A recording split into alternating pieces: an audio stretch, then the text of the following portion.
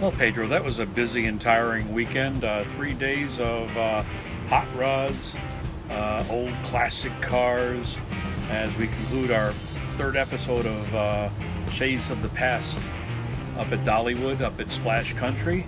It was a great time. Today we went and took a truck ride to Dollywood, parked the car and took the trolley into the Shades of the Past up at Splash Country, and I was impressed. Brought me back to my younger days. I have to admit, as I'm getting older, things seem a lot cheaper back then. Started reminiscing of when I first started driving. I guess I was 17.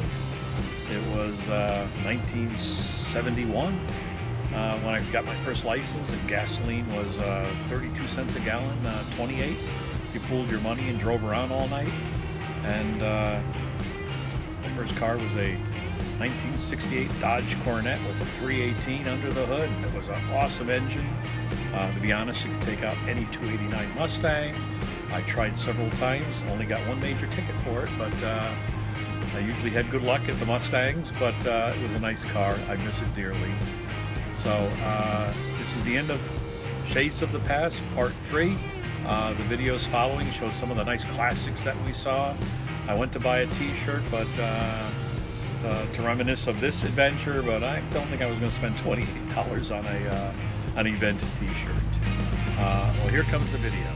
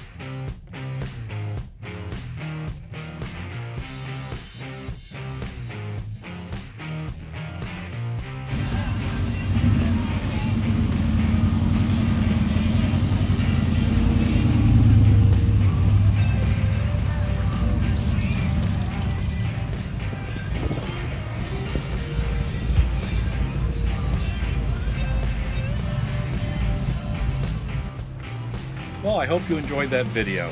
That includes our Shade of the Past, Dollywood Splash Country Park weekend. And keep following us, like us, subscribe.